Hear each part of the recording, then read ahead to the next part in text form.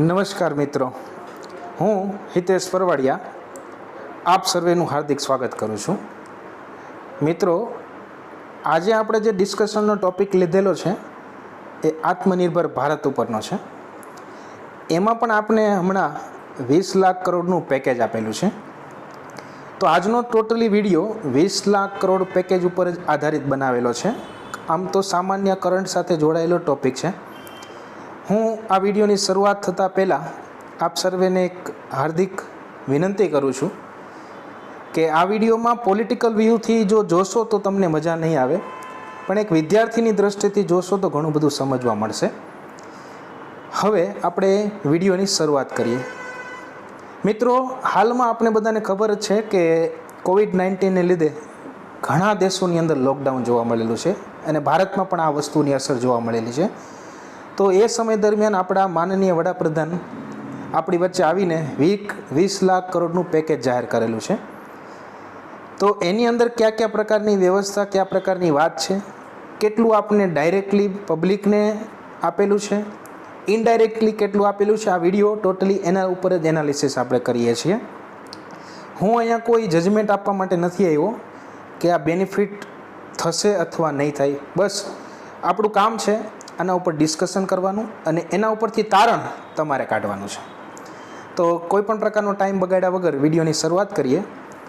તો આત્મનિર્ભર ભારતની અંતર્ગત 20 લાખ કરોડનું પેકેજ જે જાહેર થયેલું છે એને આપણા ફાઇનાન્સ મિનિસ્ટર નિર્મલા સીતારામન દ્વારા અલગ અલગ દિવસે આવીને અલગ અલગ 20 લાખ કરોડના પેકેજનું ડિસ્ટ્રીબ્યુશન આપણી વચ્ચે મૂકેલું છે. તો ચાલો એક એક વખત આપણે ફટાફટ જોઈ લઈએ કે એમાં કયા કેટલા પ્રકારનું છે. બધી વસ્તુ યાદ નથી રાખવાની, પરંતુ આ વસ્તુનો ઉપયોગ આપણે આજે આ લેક્ચરની અંદર કરશું. એટલે બહુ મોટું જોઈ લ્યો, ઓબ્ઝર્વ કરી લ્યો, પણ બધું યાદ નથી રાખવાનું. પણ સામાન્ય નાગરિક તરીકે આપણી પાસે અમુક નોલેજ હોવા જરૂરી છે. તો 20 લાખ કરોડના પેકેજની અંતર્ગત જે પહેલી વખત પાર્ટ 1 જે ડિસ્ટ્રીબ્યુટ કરવામાં આવેલું હતું એમાં 5,94,000ની વાત થઈ છે. એમાંય જે મેજોરિટીની સૌથી મેક્સિમમ જે વાત થઈ છે એ જો ઓબ્ઝર્વ કરવા જઈએ તો પાર્ટ 1ની અંતર્ગત સૌથી વધારે 3 લાખ કરોડ રૂપિયા જે આપેલા છે ને તે એમએસએમઈ સેક્ટરને આપેલા છે. એમએસએમઈ સેક્ટર શું છે, શા માટે આપવામાં આવેલા છે, શું જરૂરિયાત છે, શું આ પેકેજની અંદર કંપનીઓને જ ફાયદો પહોંચાડવામાં આવ્યો છે, નાના ઉદ્યોગને ફાયદો પહોંચાડવામાં આવ્યો છે, સામાન્ય જનતાને ફાયદો છે કે નહીં, આ બધી વસ્તુનું ડિસ્કશન આપણે વિડીયોમાં જેમ જેમ આગળ જશું એ પ્રકારે ડિસ્કસ કરતા રહીશું. પાર્ટ 1 એટલે કે પ્રથમ દિવસે આવીને જે કાંઈ જાહેરાત કરેલી છે 5.94 લાખ કરોડમાંથી મેક્સિમમ એમએસએમઈ સેક્ટરમાં આપેલા છે. બસ આટલું મગજમાં રાખો. એનાથી આગળ જઈએ 1 2 3 4 5 6 બધું કાંઈ યાદ નથી રાખવાનું, ચિંતા મુક્ત રહ્યો. બસ ખાલી તમને આઈડિયા આપવા માટે કે આ પ્રકારની વ્યવસ્થા કરેલી છે એટલા માટે આ વસ્તુ મૂકેલી છે. પાર્ટ 2ની અંદર જોવા જઈએ તો પાર્ટ 2ની અંદર પણ બીજે દિવસે આવીને 3.10 લાખ કરોડની જાહેરાત કરવામાં આવેલી છે. એની અંદર જોશું તો માઇગ્રન્ટ વર્કર માટે અમુક સ્કીમો આવેલી છે, મુદ્રા યોજનામાં સ્કીમો આવેલી છે, નાબાર્ડને આપેલી છે અને કિસાન ક્રેડિટ કાર્ડને પણ અમુક રૂપિયા આપવામાં આવેલા છે. બીજો પાર્ટ હતો, બીજા દિવસની વાત હતી. એના પછી જે ત્રીજા દિવસે આવ્યા છે આપણા ફાઇનાન્સ મિનિસ્ટર, એને પણ 1.50 લાખ કરોડની વાત કરેલી છે અને એમાંથી મેક્સિમમ જે 1 લાખ કરોડ રૂપિયા જે આપેલા છે એ સ્પેશિયલી એગ્રીકલ્ચર ઇન્ફ્રાસ્ટ્રક્ચર ફંડ માટે આપેલા છે. હું જે તમારી સાથે જે મોટી વાતો કરું ને એટલું જ યાદ રાખવાનું છે, બાકી કોઈ વસ્તુ યાદ નથી રાખવાની. પ્રથમ દિવસે 5.94, બીજા દિવસે 3.5ની આસપાસ અને ત્રીજે દિવસે 1.5 લાખ કરોડની આસપાસ જે વાત થઈ છે. યાદ રહેતો રાખજો, બાકી ચિંતા મુક્ત બિંદાસ વિડીયોને એન્જોય કરજો. એના પછી ચોથે દિવસે જે આવ્યા છે, ચોથા અને પાંચમા દિવસનું ક્યુમ્યુલેટિવ વાત કરીએ છીએ આપણે.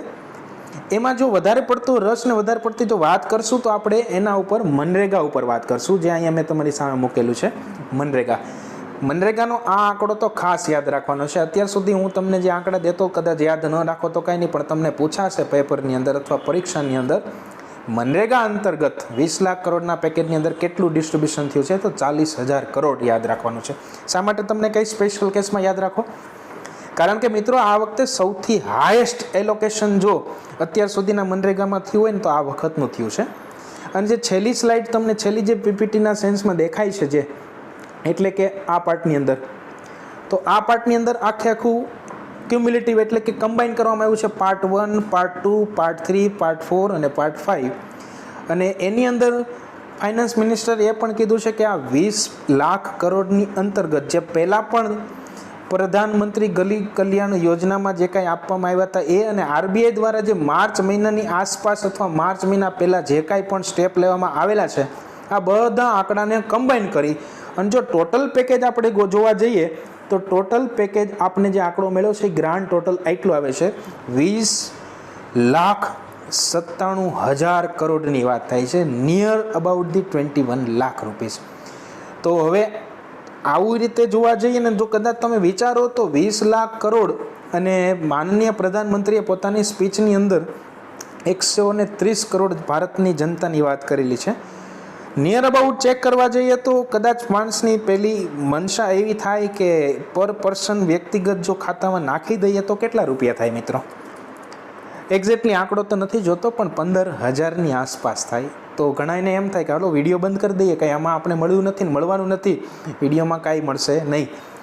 હા મિત્રો, 110% એક પણ વ્યક્તિના ખાતામાં 15,000 ક્યારેય આવ્યા નથી અને આવશે પણ નહીં. પરંતુ એનાલિસિસ આપણે કરવાનું છે કે આ જે 20 લાખ કરોડનું એક્ઝેક્ટલી કઈ કઈ રીતે યુઝ થયો છે અને એનો યુઝ એટલે આવતી એક્ઝામમાં આપણે કઈ રીતે બેનિફિટ થાય છે. એટલા માટે આ વિડીયો આપણા માટે ખૂબ ઇમ્પોર્ટન્ટ બની જશે. તો ચાલો આ 5 પાર્ટને મેં તમારી સાથે ડિસ્કસ કર્યા. એક મનરેગા યાદ કરશું અને એક ટોટલ પેકેજ યાદ રાખશું અને એનાથી આપણે આગળ જઈએ. હવે ઓરિજિનલ લેક્ચરની શરૂઆત કરીએ છીએ. ઓરિજિનલ લેક્ચરની શરૂઆત કરીએ તો મારે તમારી સામે અમુક વસ્તુની હાઇલાઇટ કરવી છે. ઇન્ડિયા દ્વારા 20 લાખ કરોડનું કોવિડ રિલીફ પેકેજ જાહેર કર્યું છે. પહેલો જ પ્રશ્ન જે બને છે એ પ્રશ્નની શરૂઆત અહીંથી થાય કે આ પેકેજ ભારતના જીડીપીના 10% લેખે થાય છે. આ બની શકે MCQ આવતી પરીક્ષાની અંદર કે જે 20 લાખ કરોડ છે એ ભારતની જીડીપીના કેટલા પર્સન્ટેજ થાય છે? તો 10% થાય છે. અને જો વર્લ્ડની અંદર જેટલા પણ કોવિડ રિલીફ પેકેજ અત્યાર સુધીમાં જાહેર થયેલા છે એની સાપેક્ષમાં ભારતના આ રિલીફ પેકેજની જો કમ્પેરિઝન કરવા જઈએ તો મારી પાસે જે જાગરણ જોશના આંકડા આવેલા છે એ મુજબ ભારતનું આ પેકેજ વર્લ્ડમાં 6 નંબર ઉપર આવે છે. તમે બીજા પણ ક્યાંક સર્વે જોયા હોય એમાં તમને ભારતનું આ પેકેજ જીડીપીના જે 10% છે એમાં 5મા નંબર ઉપર બતાવતું હોય. તો એમાં ફેરફાર એટલા માટે છે કે અહીંયા જે જીડીપીની વાત કરવામાં આવેલી છે ને એ જીડીપી રિયલ જીડીપીની વાત કરી છે. ઘણી વખત જીડીપીના આંકડા તમે જોતા હોય તો જીડીપી 2 પ્રકારની કાઉન્ટ થતી હોય, એક નોમિનલ જીડીપી કાઉન્ટ થતી હોય ને એક રિયલ જીડીપી કાઉન્ટ થતી હોય. તો અહીંયા જે 6 નંબરનું જે આપણે જે આ ભારતનો નંબર આપેલો છે ને એ રિયલ જીડીપી ઉપર છે. તો ખાસ યાદ રાખશું, મોટું યાદ રાખી લઈએ કે ભારતના જીડીપીના 10%. એમ પણ પૂછી શકે કે સૌથી હાઈએસ્ટ પેકેજ કોણે જાહેર કરેલું તો જાપાને એની જીડીપીના 21%ની આસપાસ જાહેર કર્યું છે અને ભારતે કેટલું જાહેર કર્યું છે? પોતાની જીડીપીના 10%ની આસપાસ જાહેર કરેલું છે. તો આ મોટી વાત થઈ ગઈ. હવે મારે મિત્રો તમારી સાથે એ ડિસ્કસ કરવું છે કે રિલીફ પેકેજ હોય છે હંમેશા. આજે અહીંયા મેં શબ્દ મૂક્યો ને કોવિડ રિલીફ, એમાં રિલીફ એટલે કયા પ્રકારની વ્યવસ્થા? તો રિલીફને હું 2 રીતે સમજાવવાની ટ્રાય કરીશ. આજનો આપણા લેક્ચરની અંદર આ બધી વસ્તુ આવવાની જ છે. તો જો રિલીફની વાત કરતા હોય ને તો રિલીફ હંમેશા યાદ રાખજો 2 પ્રકારે થાય. એક ઇકોનોમિક રિલીફ અને એક ઇકોનોમિક સ્ટિમ્યુલસ. ઇકોનોમિક રિલીફ પેકેજને જે તમારી માનસિકતા જે રાહ જોઈ રહી હતી ને એને હંમેશા કહેવાય ઇકોનોમિક રિલીફ પેકેજ. એટલે કે જો તમારા ખાતામાં ડાયરેક્ટલી રૂપિયા આવે અથવા ડાયરેક્ટલી તમને હાથમાં રૂપિયા આપવામાં આવે ને તો આ પેકેજને રિલીફ પેકેજ કહેવાય. અને જો ઇકોનોમિક્સની ભાષામાં વાત કરીએ તો આને કહેવાય ઇકોનોમિક રિલીફ પેકેજ. અને ત્રીજી ભાષા આને ડાયરેક્ટ ટ્રાન્સફર કહેવાય. એટલા માટે અહીં નીચે લખેલું છે money directly given to the public, બરોબર. અને જે સાઈડમાં જે વાત છે એને કહેવાય ઇનડાયરેક્ટ મેથડ. એનું ઇકોનોમિક્સની ભાષામાં ઇનડાયરેક્ટ શબ્દ વાપરી શકાય. અને બીજો જે શબ્દ બહુ ન્યૂઝમાં ફરતો તો એ હતો ઇકોનોમિક સ્ટિમ્યુલસ. પહેલી વખત ઘણા મિત્રો આ શબ્દ સાંભળતા હશે, ઇકોનોમિક સ્ટિમ્યુલસ એટલે શું? મારી અને આપણી સૌરાષ્ટ્રની ભાષામાં જો આને સમજાવવાની ટ્રાય કરીએ ને, ઇકોનોમિક સ્ટિમ્યુલસ એટલે બીજું કાંઈ નથી, it is a one type of the pumping. જ્યારે કોઈ ગાડીની અંદર હવા ન હોય અને પંપ દ્વારા જ્યારે હવા ભરવામાં આવે અને એ ગાડીને રન કરવા એટલે કે રોડ ઉપર લાવવા માટે જે હવા ભરેલી છે ને એ વસ્તુને ઇકોનોમિક સ્ટિમ્યુલસ કહેવાય. આને જો આપણી ઇકોનોમી સાથે કમ્પેર કરાવી હોય તો આને આમ સમજાવી શકાય કે આપણી ઇકોનોમીને દોડતી કરવી હોય તો ઇનડાયરેક્ટલી કઈ રીતે ઇકોનોમી સાથે છેડછાડ કરી શકાય આ વસ્તુને ઇકોનોમિક સ્ટિમ્યુલસ કહેવાય. તો જો હવે હું આખા લેક્ચર દરમિયાન જો કોઈ પણ શબ્દ વાપરું તો તમારા મગજમાં હંમેશા યાદ રાખવાનું ઇકોનોમી રિલીફ પેકેજ એટલે કે ડાયરેક્ટલી વાત કરી છે, ડાયરેક્ટલી પૈસા આપવા, અને ઇકોનોમી સ્ટિમ્યુલસની વાત કરીએ તો સમજી લેવાનું ઇનડાયરેક્ટ મેથડ છે. મતલબ આમાં ડાયરેક્ટલી પૈસા નથી મળતા, પણ સરકાર હંમેશા એવો પ્રયાસ કરે છે કે ઇનડાયરેક્ટલી વેથી લોકોના હાથમાં પૈસા પહોંચે. બે વસ્તુ સમજાઈ જવી જોઈએ. હજી એક વખત વિડીયોને પોઝ કરીને આગળ જઈને પાછું સમજી લ્યો. ઇકોનોમી રિલીફ પેકેજમાં ડાયરેક્ટલી પૈસા પબ્લિકને મળવાની વાત થાય છે ને ઇકોનોમી સ્ટિમ્યુલસની અંદર પબ્લિકને પૈસા પહોંચાડવા પણ ઇનડાયરેક્ટલી મેથડથી. બરાબર, સમજાઈ ગયું? હવે આ આપણે બીજા પોઈન્ટ ઉપર ડિસ્કસ કરવા જઈ રહ્યા છીએ. ઇકોનોમિક સ્ટિમ્યુલસને બે રીતે સરકાર હંમેશા યુઝ કરતી હોય. એક છે ગવર્મેન્ટ પોતે આ પ્રકારના પગલાં હંમેશા લેવા માંગતી હોય, અને બીજી આપણી પોતાની એક સેન્ટ્રલ બેંક છે, એનું નામ છે RBI. તો ઇકોનોમિક સ્ટિમ્યુલસ કા સરકાર કરે અને કા RBI કરે. જો સરકાર આ પ્રકારની ઇનડાયરેક્ટલી પગલાં લેતી હોય તો એમ કહી શકાય કે આ ફિઝિકલ પોલિસીનો ભાગ છે. અને જો RBI દ્વારા જો પૈસા પહોંચાડવાની વાત કરે તો સમજી લો મોનેટરી પોલિસીની વાત કરે છે. હજી એકવાર સમજી લેજો, ઇકોનોમિક સ્ટિમ્યુલસ બે રીતે થાય. સરકાર એ કરી શકે અને આપણી સેન્ટ્રલ બેંક છે એ પણ કરી શકે. જો સરકાર કરશે તો એ પાર્ટને કહેવાય ફિઝિકલ પોલિસી, અને ફિઝિકલ પોલિસીની અંદર યાદ કરજો બજેટ પણ આવે. બજેટ તો ઓલરેડી ફેબ્રુઆરી મહિનામાં વહી ગયું છે એટલે આપણે એના ઉપર ડિસ્કસ ન કરીએ, પણ હાલમાં સરકારે ફિઝિકલ પોલિસીમાં શું સ્ટેપ લીધા છે એના ઉપર ડિસ્કસ કરશું. અને અહીંયા જો યાદ રાખજો RBI દ્વારા જે કાંઈ સ્ટેપ લેવામાં આવશે એ એની મોનેટરી પોલિસીનો ઉપયોગ કરીને આવશે. મોનેટરી પોલિસીમાં કયા કયા પ્રકારના સ્ટેપ આવે તમને થોડુંક બેઝિક નોલેજ હોય અને જો ડેઇલી કરંટ વાંચતા હશો તો તમને ખબર જ હોય કે RBI દ્વારા રેપો રેટમાં ઘટાડો કરવામાં આવ્યો, RBI દ્વારા રિવર્સ રેપો રેટમાં ઘટાડો પડ્યો. આ બધી ઘટનાઓને RBIની મોનેટરી પોલિસી કહેવાય. તો સમજાઈ ગયું મિત્રો? ઇનડાયરેક્ટ મેથડની અંદર કેટલી વસ્તુનો ઉપયોગ થાય? બે, કા સરકાર કરશે અને કા RBI કરશે. જો સરકાર કરે તો એને ફિઝિકલ પોલિસી કહેવાય, જો RBI કરે તો એને મોનિટરિંગ પોલિસી કહેવાય. આ જ વસ્તુને આપણે આગળ ડિસ્કસ કરીએ તો આગળ આ રીતે ડિસ્કસ કરી શકાય. અને બહુ સમજવાની ટ્રાય કરજો. બહુ એકદમ ઇઝી અને લાઇટ અને સરળ ભાષામાં સમજાવવાની ટ્રાય કરું છું. તો જો સરકાર દ્વારા ફિઝિકલ પોલિસીમાં કોઈ ફેરફાર કરવો હોય તો સરકાર કયા કયા પ્રકારના સ્ટેપ લઈ શકે? તો સરકાર પાસે ટેક્સેશનની સિસ્ટમ છે, તો ટેક્સેશન સિસ્ટમની અંદર ફેરફાર કરી શકે. આગળ ભણશું આપણે એને શું આ 20 કરોડના પેકેજની અંદર શું ટેક્સેશનમાં ફેરફાર કર્યા. બીજો સરકાર શું કરી શકે? સ્પેન્ડિંગ મોર, એટલે કે સરકાર ખર્ચ વધારે કરે. હજી ન સમજાણું? સરકાર મનરેગા અંતર્ગત બીજી કોઈ યોજના અંતર્ગત તમને પૈસા ગમે એ રીતે પહોંચાડે તો સરકારનો ખર્ચ જ થયો ને એક પ્રકારનો. તો સરકાર પહેલી રીતે કઈ રીતે કરી શકે આ પ્રકારની ફિઝિકલ પોલિસીમાં? ટેક્સેશન સિસ્ટમની અંદર ફેરફાર કરી શકે. બીજું, સરકાર પોતાનો ખર્ચ વધારે. હવે ખર્ચ વધારવા માટે કયા કયા સ્ટેપ આવશે એ આપણે એને આગળ જોશું. અને ત્રીજા સ્ટેપની અંદર સરકાર give sum relief package to the manufacturing sector, agriculture sector or any economy sector, એટલે થર્ડ પાર્ટ. મતલબ જે આપણી ઇકોનોમીના 3 સેક્ટર છે. એક સેક્ટર છે મેન્યુફેક્ચરિંગ સેક્ટર, બીજું સેક્ટર છે એગ્રીકલ્ચર સેક્ટર અને ત્રીજું સેક્ટર છે સર્વિસ સેક્ટર. આમાં કંઈ પણ પ્રકારનો ફેરફાર કરે તો આની ફિઝિકલ પોલિસીનો ભાગ જ કહેવાય. હવે સમજાઈ ગયું? એક્ઝેક્ટલી મગજમાં ક્લિયર કરી નાખજો કે સરકાર કોઈ પણ રીતે પબ્લિકને પૈસા પહોંચાડવા હોય અથવા પબ્લિક પાસેથી પૈસા ઓછા કરવા હોય આ 3 રીતે કરી શકે. હા, તો યાદ રાખજો, ટેક્સેશન સિસ્ટમની અંદર ફેરફાર કરી શકે, સરકાર વધારે પડતો ખર્ચ કરી શકે, અને બીજું શું કરશે? રિલીફ આપશે. કોને રિલીફ આપશે? આપણા મૂળભૂત 3 સેક્ટર છે એને. આ બધી વસ્તુ જો તમને સમજાણી હોય તો વિડીયોની એક્ઝેક્ટલી ડેપ્થમાં જવાની શરૂઆત કરીએ. તો ડેપ્થમાં આ રીતે જશું આપણે.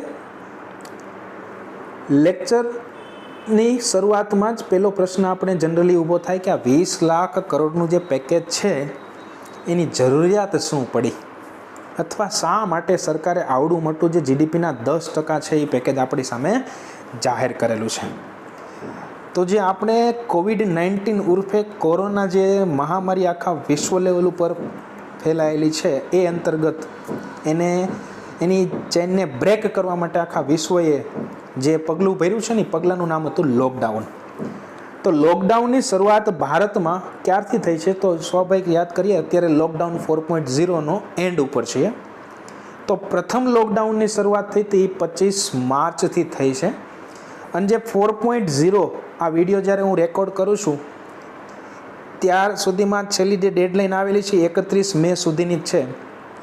એનો મતલબ લોકડાઉન 5.0 આવી શકે અથવા ન આવી શકે એના ઉપર આપણે નથી જવું, પણ અત્યારે આપણી પાસે જે ડેટા છે એ પ્રમાણે 31 મે સુધી આપણી પાસે લોકડાઉન 4.0 ચાલવાનું છે. એમ કહી શકાય કે આ ટોટલી 65 દિવસ દરમિયાન ભારત આખું લોકડાઉનમાં રહ્યું. બરાબર, આ બધાને ખબર જ છે. એને લીધે શું થયું છે હવે સમજવાનું ટ્રાય કરજો. દરેક પોઈન્ટ ઉપર એક એક પ્રશ્ન છુપાયેલો છે. બેરોજગારી વધી ગઈ, અનએમ્પ્લોયમેન્ટ વધી ગયું, ઇન્કમ ઘટવાની શરૂઆત થઈ ગઈ, અને એનાથી ખતરનાક જે પરિસ્થિતિ થઈને જોબ, જે લોકો કામ કરતા તે બધી જોબ ઓછી થવા મળી. આના સિવાય ઘણા બધા વસ્તુ છે, પણ બધી વસ્તુ મેં અહીંયા આવરેલી નથી. પણ આટલું યાદ રાખજો, બેરોજગારી દર વધી ગયો, લોકોની પાસે આવક ઘટવા લાગી, અને લોકોની નોકરી ઉપર ક્વેશ્ચન માર્ક ચાલુ થઈ ગયા.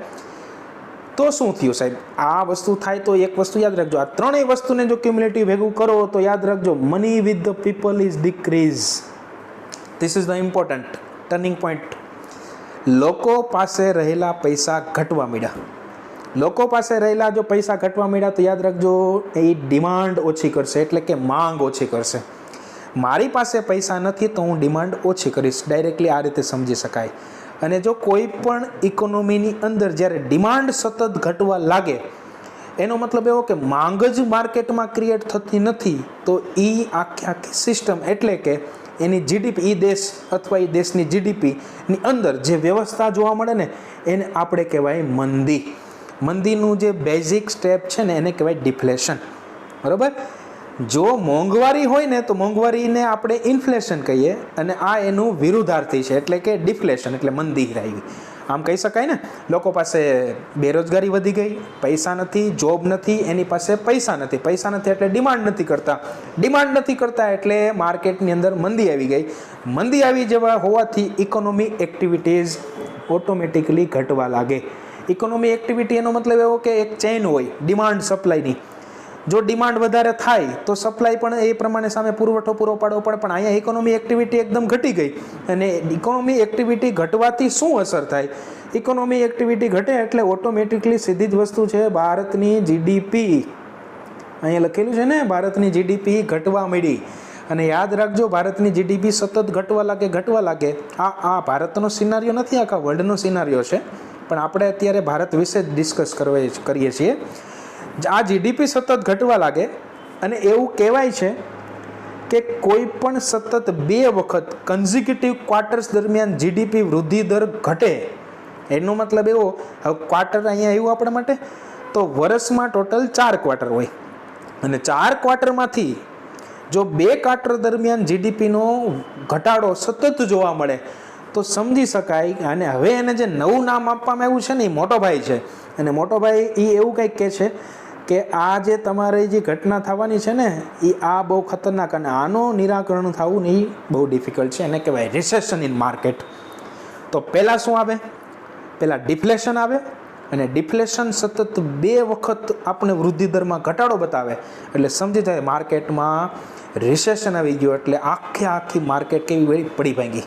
હવે સમજાઈ ગયું મિત્રો આ શું થયું છે આપણી સાથે?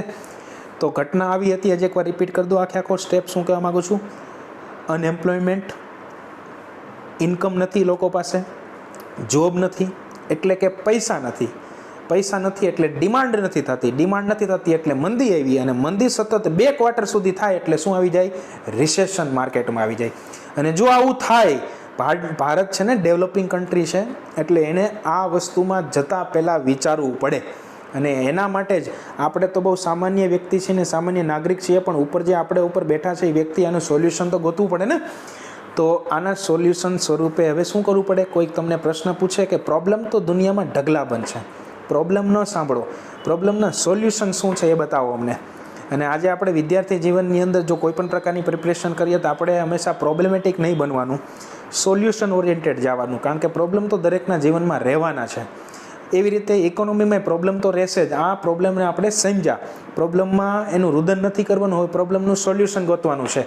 અને એના સોલ્યુશન સ્વરૂપે તમને કોઈક પ્રશ્ન પૂછે કે આનું સોલ્યુશન શું થાય, તો બહુ સિમ્પલ ક્વેશ્ચન અને એનો જવાબ આવીને ઊભો રહી જાય. અને આ જે લાઈન લખેલી છે ને, this one is the most important. ભાઈ ગમે એમ કરીને મની સપ્લાય વધારો, બરાબર, ઇન્ક્રીઝ ધ મની સપ્લાય, પૈસાનો પ્રવાહમાં વધારો કરો. આ બોલવું બહુ સહેલું છે. ઇન્ક્રીઝ ધ મની સપ્લાય વધારવી કેમ ભાઈ? મની સપ્લાયને વધારવી હોય, મારે વધારવી તો છે, પણ કઈ રીતે વધારી શકું? મારી પાસે બે મેથડ છે. જો આ થોડાક 5-10 મિનિટ પહેલાં તમે લેક્ચરને સાંભળ્યો હોય તો હમણાં આ બધી વસ્તુ રિપીટ જ થવાની છે. શું કહેવા માગે છે? મની સપ્લાય વધારો. મની સપ્લાય બે રીતે વધે. કઈ બે રીતે વધશે? Give direct money to the public, હમણાં જ વાત કરી હતી ને, પબ્લિકને ડાયરેક્ટલી રૂપિયા આપો. અને બીજી મેથડ છે give indirect money to the public, પબ્લિકને ઇનડાયરેક્ટ વેથી પબ્લિકને પૈસા આપો. જો ડાયરેક્ટ વેથી પબ્લિકને પૈસા આપો છો, મતલબ એના હાથમાં, એના ખાતામાં, તો આ વસ્તુને શું કહેવાય? ઇકોનોમી રિલીફ પેકેજ કહેવાય. અને જો ઇનડાયરેક્ટલી મેથડથી, એનો મતલબ એવો કે પબ્લિકને પૈસા ડાયરેક્ટલી નથી આપતા, પણ કોઈક વેથી તમે પૈસા પહોંચાડવાની ટ્રાય કરો છો, એને કહેવાય ઇકોનોમિક સ્ટિમ્યુલસ. સમજાઈ ગયું? એનો મતલબ આપણી પાસે બે જ સોલ્યુશન છે, કા પૈસા ડાયરેક્ટલી પહોંચાડશું, કા પૈસા ઇનડાયરેક્ટલી પહોંચાડશું. જો ડાયરેક્ટલી પૈસા પહોંચાડશું તો એને કહેવાય ઇકોનોમી રિલીફ પેકેજ કહેશું, ને ઇનડાયરેક્ટલી પૈસા પહોંચાડશું તો ઇકોનોમી સ્ટિમ્યુલસ. સ્ટિમ્યુલસ એટલે એક પ્રકારનું પમ્પિંગ. બરાબર, યાદ આવી ગયું?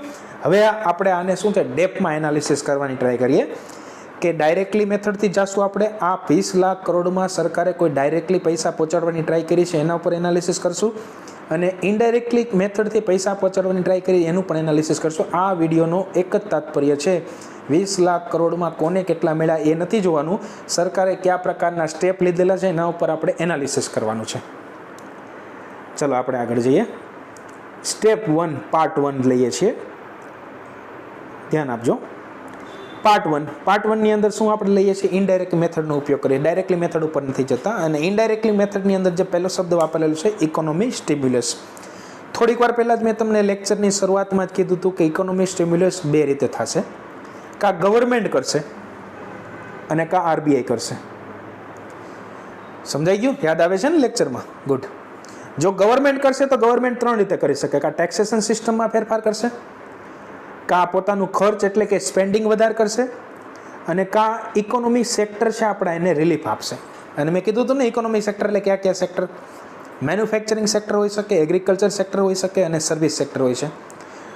આ પાર્ટ 1ની આ સ્લાઇડની અંદર ગવર્મેન્ટ દ્વારા જે પમ્પિંગ કરવામાં આવ્યું છે, એમાં હું ત્રીજા પાર્ટ ઉપર જાઉં છું, relief for the economy sector. અને એમાંય પર્ટિક્યુલર જે સેક્ટર સરકારે સિલેક્ટ કર્યું છે, એ સેક્ટરનું નામ હતું મેન્યુફેક્ચરિંગ સેક્ટર. તો મેન્યુફેક્ચરિંગ સેક્ટર એટલે જે તમને 20 લાખ કરોડનું જે ડિસ્કશન આપણે કરીએ છીએ ને સતત હમણાં, એની અંદર આ તમે સરખું ઓબ્ઝર્વ કર્યું હોય અને જોયું હોય તો પહેલી જ ઘટના, અને મેં તમને કીધું તો યાદ રાખજો, એમએસએમઈ સેક્ટરની વાત આવશે તો એમએસએમઈ સેક્ટરની અંદર સરકારે એમએસએમઈ સેક્ટરની અંદર સરકાર દ્વારા 3 લાખ કરોડનું પેકેજ જાહેર કરવામાં આવેલું છે. પહેલાં તો ઘણા મિત્રો જે ઇકોનોમિક સેક્ટર સાઈડના નથી એને તકલીફ પડતી હશે, પણ સમજવાની ટ્રાય કરજો, સમજાઈ જાય એવું છે, બહુ અઘરું કાંઈ નથી. એમએસએમઈ સેક્ટરમાં કોનો સમાવેશ થાય? માઇક્રો, સ્મોલ અને મીડિયમ ઉદ્યોગનો સમાવેશ થાય. એમએસએમઈ સેક્ટર માટે કઈ એક્ટ બનેલો છે? હા, એક્ટ બનેલો છે 2006ની અંદર. આના એક્ટ હોય ને, એક્ટની અંદર શું હોય? આના નીતિ નિયમો હોય, આની કાર્યશૈલીના નિયમો હોય, આનું ઉલ્લંઘન દરમિયાન પનિશમેન્ટની વાતો હોય, એટલે એ કોઈ એક્ટ બનેલો હોય. તો એમએસએમઈ સેક્ટરનો એક્ટ પૂછાય તો કેટલામાં આવશે? 2006. શું છે વિશેષતા? આ 20 લાખ કરોડમાં એમએસએમઈ સેક્ટરને 3 લાખ કરોડ રૂપિયા આપ્યા, તો શું એક એક કંપનીને આપશે? ના, એવી રીતે નથી. સરકાર બેન્કો પાસેથી ઇન્વેસ્ટ કરાવે છે. શું કહે છે એ? કંઈક આવું કહેવા માગે છે. એ એમ કહે છે, ને આ લાઈન છે ને, આ બહુ ઇમ્પોર્ટન્ટ છે આપણા માટે. આ લાઈન એમ કહે છે કે કોઈ પણ પ્રકારના કોલેટરલ વગર લોન મળશે એમએસએમઈ સેક્ટરને. કોલેટરલ એટલે આપણે કોઈ પૈસાની લોન લઈએ તેની બદલામાં જામીન વસ્તુમાં મૂકવી પડતી હોય છે. ફોર એક્ઝામ્પલ, ગોલ્ડ લોન લેવી હોય મારે તો સામે ગોલ્ડ મૂકવું પડે ને, તો આપણે લોન આપે. હોમ લોન લેવી હોય તો આપણી પાસે જે દસ્તાવેજના કાગળિયા હોય એ આપણે ત્યાં મૂકવા પડે, એને કોલેટરલ કહેવાય. પણ અહીંયા સરકારે આ COVID-19ના 20 લાખ કરોડના પેકેજની અંદર જે એમએસએમઈ સેક્ટરને જે બેનિફિટ આપ્યો છે એ આમ આપ્યો છે કે તમે લોન લઈ શકો છો કોઈ પણ કોલેટરલ આપ્યા વગર, અને આ લોનનો ટેન્યુર પીરિયડ કેટલા ટાઈમ સુધીનો રહેશે? 4 વર્ષ સુધીનો રહેશે. મતલબ તમે 1000 કરોડની લોન લ્યો, 1 કરોડની લોન લ્યો, એ જેવડી લોન લેવી લઈ શકો, કોઈ પણ પ્રકારનું કોલેટરલ આપવાની જરૂર રહેતી નથી. તમને પ્રશ્ન થાય, કદાચ એવું બને કે આ એમએસએમઈ સેક્ટરમાં કોઈ એક સેક્ટર એટલે કે માઇક્રો સેક્ટરે ફોર એક્ઝામ્પલ 1 કરોડની લોન લીધી અને એ લોન ભરપાઈ ન થાય, તો એના ગેરંટી તરીકે કોણ કામ કરે? તો આની અંદર ગેરંટી તરીકે સરકારે પોતે એમ કીધું છે કે અમે એના ગેરંટી તરીકે કામ કરશું. હવે આગળ જોશું આપણે શું છે. આ આપણો ટોપિક નથી કે એમાં એનપીએ થશે તો શું થશે, જે વિજય માલ્યા જેવા થઈને વહી ગયા તો શું થશે. એ પોલિટિકલ ઇસ્યુ, એના ઉપર નથી ડિબેટ કરવાની. આપણે પોઝિટિવ ગોતવાની ટ્રાય કરીએ. આમાં સારું કર્યું છે. 3 લાખ કરોડનું પેકેજ આપ્યું છે. કોઈ પણ પ્રકારના કોલેટર વગર લોન મળશે. લોનનો પીરિયડ કેટલો છે? 4 વર્ષનો. પાછળ આ લખ્યું છે 4 મંથ. મતલબ એવું કે 4 વર્ષ તો મેક્સિમમ છે, પણ 4 મહિનામાં તમારી કોઈ ક્રિટિકલ સિચ્યુએશન આવી તો તમને ફ્લેક્સિબિલિટી આપે છે. આવી રીતે બોલાય 4 યર પ્લસ 4 મંથ, પણ લોનનો ટેન્યુર પીરિયડ તો 4 યર જ બોલાય. 4 મહિના એટલા માટે અપાય હોય કારણ કે ક્યારેક કોઈ ડોક્યુમેન્ટ છે, કોઈ વસ્તુની કેઝ્યુઅલિટી આવી ગઈ, પરિસ્થિતિને ધ્યાનમાં રાખીને 4 મહિના એક્સ્ટ્રામાં આપવામાં છે. બીજી એક વસ્તુ, અહીંયા આપણા ફાઇનાન્સ મિનિસ્ટરે જ્યારે આ સ્પીચ આપતા હતા ને ત્યારે એમએસએમઈ સેક્ટરની વ્યાખ્યા બદલાઈ નાખી, અને આ આવનારી પરીક્ષાનો મોસ્ટ ઇમ્પોર્ટન્ટ ક્વેશ્ચન છે કે એમએસએમઈ સેક્ટરની નવી પરિભાષા કઈ. તો એમએસએમઈ સેક્ટરની જે નવી પરિભાષા રહીને હું તમને થોડીક સમજાવવાની ટ્રાય કરું છું. એમએસએમઈ સેક્ટરની નવી પરિભાષા કઈ રીતની છે. પહેલાં તો એમએસએમઈ સેક્ટરમાં 3 ઉદ્યોગ આવે: માઇક્રો આવે, સ્મોલ આવે અને મીડિયમ આવે. એમાંય મેન્યુફેક્ચરિંગ અને સર્વિસ સેક્ટર આવે. પહેલાંની જે વ્યાખ્યા હતી એમએસએમઈ સેક્ટર કોને કહેવાય, એમાં મેન્યુફેક્ચરરને અલગ કહેવામાં આવતું ને સર્વિસને અલગ કરવામાં આવતું. આની અંદર આ બેને ભેગા કરી દીધા. બહુ સારી છે, યાદ રાખવા માટે બહુ ઇઝી થઈ ગયું. પહેલાં 2 અલગ અલગ વસ્તુ યાદ કરવી પડતી. તો માઇક્રોની અંદર કયા ઉદ્યોગને કહી શકાય એમએસએમઈ સેક્ટરના? તો યાદ રાખજો, જે કંપનીનું ઇન્વેસ્ટમેન્ટ 1 કરોડથી ઓછું હોય. ઇન્વેસ્ટમેન્ટ એટલે ખબર પડવી જોઈએ આપને કે આપણે એમ કે મારું ઇન્વેસ્ટમેન્ટ આ કંપનીની અંદર એટલું, મતલબ એની અંદર ક્યાંક પ્રકારના સાધનો છે, એમ્પ્લોય છે, જમીન લીધી હતી, આ બધાનો તમે સરવાળો કરો ને તો એનું ઇન્વેસ્ટમેન્ટ કહેવાય. તો ઇન્વેસ્ટમેન્ટ 1 કરોડ કરતાં ઓછું હોવું જોઈએ, અને એનું વાર્ષિક ટર્નઓવર છે એ 5 કરોડ કરતાં ઓછું હોવું જોઈએ. ટર્નઓવરની અંદર મતલબ એમ થાય કે એ કંપનીની અંદર કેટલો માલ પ્રોડક્શન થયું, પ્રોડક્શન થઈને એણે વેચ્યું, પછી એમાં પેરેલલી માલ બનાવવા માટે કેટલી વસ્તુની જરૂરિયાત ઊભી થઈ, આ બધી વસ્તુનો સરવાળો કરો એટલે એને ટર્નઓવર કહેવાય. બરાબર? તો ઇન્વેસ્ટમેન્ટ 1 કરોડથી ઓછું અને ટર્નઓવર 5 કરોડ કરતાં ઓછું, આ જે સેક્ટર બનશે એને માઇક્રો કહેશું. આવી સેમ ટુ સેમ વ્યાખ્યા તમે સમજવાની ટ્રાય કરશો તો સ્મોલમાંય સમજાઈ જશે અને મીડિયમમાંય સમજાઈ જશે. સ્મોલની અંદર જે ઇન્વેસ્ટમેન્ટ માટેની લિમિટ આપેલી છે 10 કરોડની છે. ટર્નઓવર એનું 50 કરોડ કરતાં ઓછું હોવું જોઈએ. અને મીડિયમની અંદર જે ઇન્વેસ્ટમેન્ટ રાખવામાં આવ્યું છે, ઇન્વેસ્ટમેન્ટની લિમિટ એ 20 કરોડ કરતાં ઓછી હોવી જોઈએ, અને એનું ટર્નઓવર 100 કરોડ કરતાં પણ ઓછું હોવું જોઈએ. આ તમે 2-3 વાર પ્રેક્ટિસ કરશો એટલે યાદ રહી જશે. આ બધું તો બરોબર સાહેબ, પણ આનું બેનિફિટ શું? આનું એક્ઝેક્ટલી આ સમજવાની મારે ટ્રાય કરવી હોય. આને જે લોન આપી આ બધાને બહુ સારું કર્યું. 3 લાખ કરોડની લોન આપી કોઈ પણ પ્રકારના કોલેટરલ વગર. તો એનાથી તમારો જે લેક્ચરનો આજનો ઉદ્દેશ્ય છે એ ઉદ્દેશ્ય તો જસ્ટિફાઈ કરો. અલ્ટિમેટલી શું છે? પૈસા લોકો સુધી પહોંચાડવા છે, આવો છે ને ઉદ્દેશ્ય. હા, એની પણ એક સમજવાની ટ્રાય કરો શું છે. જો આ વસ્તુ બહુ ઇમ્પોર્ટન્ટ હોય છે. એમએસએમઈ સેક્ટર વધારે લોન લેશે, લોન વધારે લેશે, પ્રોડક્શન વધારે કરશે. પ્રોડક્શન વધારે કરવું હોય તો વધારે પડતી એમ્પ્લોયમેન્ટ વધારે રાખવા પડશે, અને એમ્પ્લોયમેન્ટ વધારે કરશે એટલે એનો મતલબ એવો કે એ લોકોને સેલેરી આપવી પડશે. સેલેરી આપો એટલે એની ઇન્કમ વધે, અને ઇન્કમ વધે એટલે ડિમાન્ડ વધે, અને ડિમાન્ડ વધશે એટલે ઓટોમેટિકલી આપણી જે આ પટરી ઉપર ગાડી જે ઉતરી ગઈ છે ને ઓટોમેટિકલી ગાડી પટરી પર આવી જશે. સમજાઈ ગયું? એમએસએમઈ સેક્ટર લોન વધારે લેશે, પ્રોડક્શન વધારે કરશે, એમ્પ્લોયમેન્ટ જનરેશન વધારે થશે, એની સેલેરી વધે એટલે ઇન્કમ વધશે, ને ઇન્કમ વધશે એટલે ઓટોમેટિકલી ડિમાન્ડ કરશે, અને પાછી ડિમાન્ડ કરશે. જો યાદ રાખજો, જેવી ડિમાન્ડ વધારે કરશે એટલે ઓટોમેટિકલી પ્રોડક્શન વધશે. આ એક સાયકલ થઈ જાય. સમજાઈ ગયું? ડિમાન્ડ વધે એટલે ઓટોમેટિકલી પ્રોડક્શન વધે, પછી આ સાયકલ આખી પ્રોસેસ છે. આશા એવી રાખીએ કે આવું જ બને તો ભારતની જીડીપી વધી જાય. આપણે કોઈ ભીષ્મ પિતામાં નથી અગાઉથી આગાહી નથી કરવાની શું બનવા જઈ રહ્યું છે, આપણે જસ્ટ એનાલિસિસ કરીએ છીએ. તો આ પહેલો પાર્ટ આપણે જે ડિસ્કસ કર્યો આ પ્રકારનો હતો. હવે પાર્ટ 2 ઉપર જઈએ. સરકારે બીજું શું વાત કરી છે? તો સરકારે જે બીજી વાત કરી છે ને એ ઈપીએફ સપોર્ટ અને બિઝનેસ અને વર્કર માટે ઈપીએફ સપોર્ટ આપ્યો છે. નવો ટોપિક છે તમારા માટે. ઈપીએફ પણ ઘણા લોકોને ખબર નહીં હોય ને ઘણા લોકોને ખબર છે. પોતાના પિતાશ્રીને જો ઈપીએફ મળતો હશે તો આરામથી સમજાઈ જશે. ઈપીએફનું ફૂલ ફોર્મ છે એમ્પ્લોયી પ્રોવિડન્ટ ફંડ. સામાન્ય રીતે કોઈ કંપની અંદર 20 એમ્પ્લોયી હોય અને જનરલ સેલરી 15,000 કરતાં ઓછી, હવે તો ઈપીએફમાં 15,000 કરતાં પણ વધારે એલાઉડ કરે છે, પણ જો સેલેરી 15,000 કરતાં ઓછી હોય અને 20 એમ્પ્લોયી હોય કંપનીમાં, તો એ કંપની દ્વારા ઈપીએફ મેન્ટેન કરવાનું હોય છે. તો ઈપીએફ મેન્ટેન કરવાનું હોય તો ઈપીએફ કેટલું હોય? તો ટોટલ ઈપીએફનો આંકડો છે ને એ યાદ રાખજો 24% હોય. 24%માંથી 12% ઈપીએફ એમ્પ્લોયરે પોતાની સેલેરીમાંથી કટ કરવાનું હોય અને જે 12% ઈપીએફ છે એ કંપની પોતે નાખતી હોય. રિપીટ કરું છું, સમજવાનું ટ્રાય કરજો. 12% બે બાજુથી 12% એમ્પ્લોયરે પોતાની સેલેરીમાંથી કટ કરવાના અને 12% જેટલું કટ થાય સેમ ટુ સેમ કંપનીએ પોતે નાખવાનું. એટલે ટોટલ ઈપીએફ કેટલું હોય છે? 24%.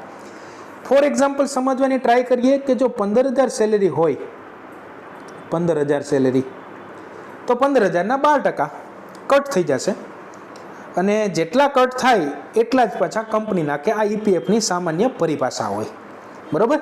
ઈપીએફ સમજાઈ જાય, આ સમજવાની ટ્રાય કરો. હવે સરકારે આ ઈપીએફની અંદર શું ફેરફાર કર્યા એને આપણે સમજવાનું છે. આ તો ઇકોનોમિક્સનો બહુ સરળ ટોપિક છે. જોઈએ શું ઘટના આપણે સરકારે આપણી સમક્ષ મૂકી છે. તો પહેલાં બિઝનેસ સાઇડ જે ફેરફાર કર્યા એના ઉપર હું તમારી સાથે ડિસ્કસ કરું છું. બિઝનેસ સાઇડ શું ફેરફાર કર્યા સરકારે?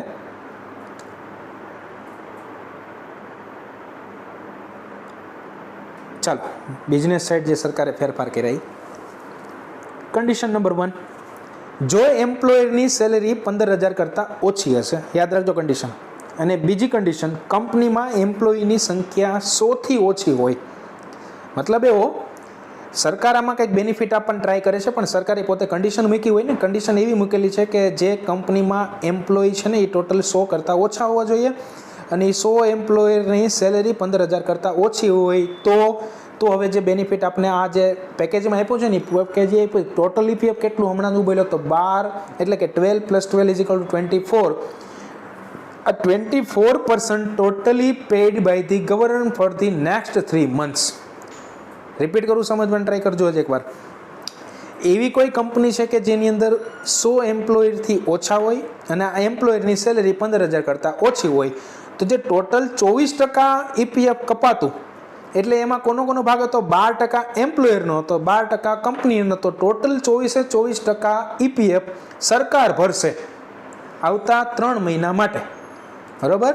યાદ આવી જાય? હવે સમજાઈ જાય એક્ઝેક્ટલી સરકારે શું રિલીફ આપ્યું આમાં? સરકારે જે રિલીફ આપ્યું મેં તમારે સમક્ષ આ મૂક્યું. આ જે રિલીફની વાત કરીએ એ પ્રમાણે હવે જો સમજો, આ જે કંઈ રિલીફ આપ્યું એમાંથી બેનિફિટ શું થાય? ડાયરેક્ટલી તો પૈસા નથી આપ્યા ને આપણે, તો ઇનડાયરેક્ટલી જોવા જઈએ તો શું કરવામાં સરકાર ટ્રાય કરે છે? અહીં સમજો, money supply with the people is increasing. કઈ રીતે મની સપ્લાય ઇન્ક્રીઝ થાય? ભાઈ, જે 12% તમારા કપાતા, 12% એટલે સમજો 15,000 સેલેરીના 12% એટલે લગભગ 1,800 રૂપિયા જેવું થાય. તો 1,800 રૂપિયા જે તમારા કપાતા, હવે એ સરકાર 1,800 રૂપિયા ભરે છે, તો તમારી પાસે 1,800 રૂપિયા વધ્યા. તમારી પાસે વધ્યા એટલે તમે શું કરશો? ડિમાન્ડ વધારે કરશો.